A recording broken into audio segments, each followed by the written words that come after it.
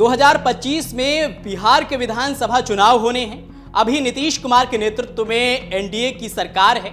बिहार विधानसभा चुनाव 2025 में एनडीए का नेतृत्व कौन करेगा, इसे लेकर घटक दलों के बीच अलग अलग किस्म की बयानबाजी का दौर जारी है। केंद्रीय गृह मंत्री अमित शाह ने हाल ही में एक सवाल के जवाब में कहा था कि 2025 बिहार चुनाव किसके नेतृत्व में लड़ा जाएगा, यह हम बाद में तय करेंगे।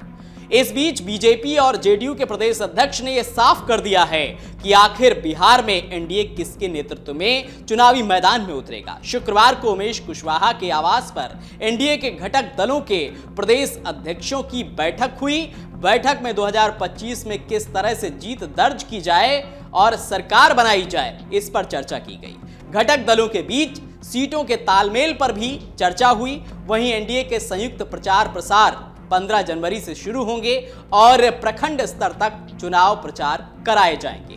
बैठक के बाद बीजेपी के प्रदेश अध्यक्ष दिलीप जायसवाल ने कहा कि 2025 में चुनाव को लेकर बैठक हुई है और एनडीए के संयुक्त समिति के द्वारा चुनाव प्रचार किया जाएगा। साथ ही साथ 15 जनवरी से प्रखंड स्तर में अभियान चलाए जाएंगे। वहीं मुख्यमंत्री पद के दावेदारी पर दिलीप जायसवाल ने साफ कहा कि 2025 में नेतृत्व नीतीश कुमार ही करेंगे एनडीए का।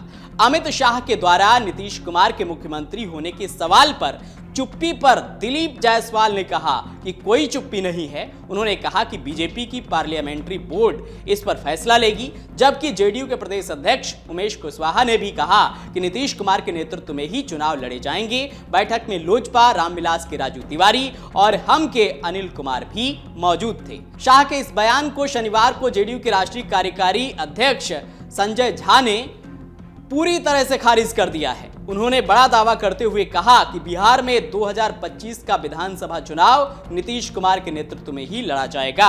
उन्होंने एनडीए में नेतृत्व के मुद्दे पर किसी प्रकार की तनातनी को सिरे से खारिज कर दिया है। बता दें कि सीएम नीतीश की अचानक से तबीयत खराब हो जाने के कारण 20 दिसंबर से उनके सारे कार्यक्रम रद्द करने पड़े थे। इसे लेकर विपक्ष के कुछ नेताओं ने टीका टिप्पणी की थी। इस पर अब संजय झा ने पलटवार किया है। सीएम नीतीश की प्रगति यात्रा पर आरजेडी नेताओं के द्वारा सवाल उठाने पर संजय झा ने कहा कि सत्ता में रहते हुए ये लोग कभी भी कहीं यात्रा करने नहीं जाते थे। वहीं नीतीश कुमार पूरे बिहार में 20 साल से घूम रहे हैं, यात्रा कर रहे हैं। उनके बारे में कौन क्या बोल सकता है, इन बातों से कोई फर्क नहीं पड़ेगा। बिहार की जनता सब देख रही है। अब जिस तरह से प्रदेश स्तरीय नेताओं की बयानबाजी सामने आ रही है और जिस तरह की तैयारियां चल रही हैं, उससे तो यही मालूम पड़ता है कि बीजेपी एनडीए का नेतृत्व नीतीश कुमार को ही देगी।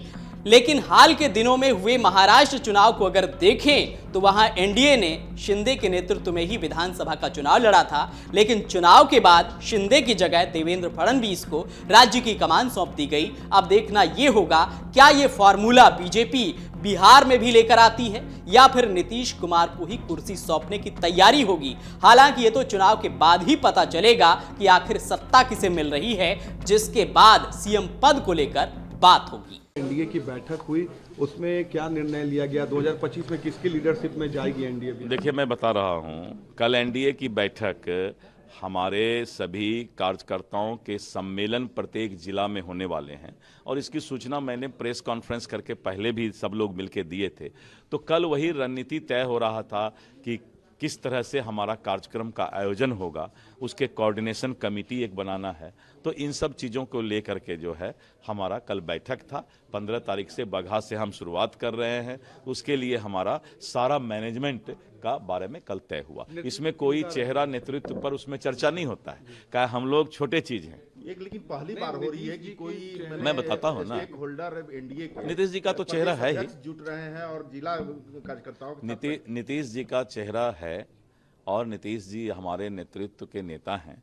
तो इसलिए इन सब चीज़ों पर हम लोग प्रदेश अध्यक्ष, तो केंद्रीय नेतृत्व का काम है, हम लोग तो प्रदेश अध्यक्ष हैं, तो जुडिक्शन है हम लोग का अपना। हम लोग का काम है संगठन को मजबूत करके 2025 के चुनाव की तैयारी करना, यानी सेना और फौज को तैयार करना।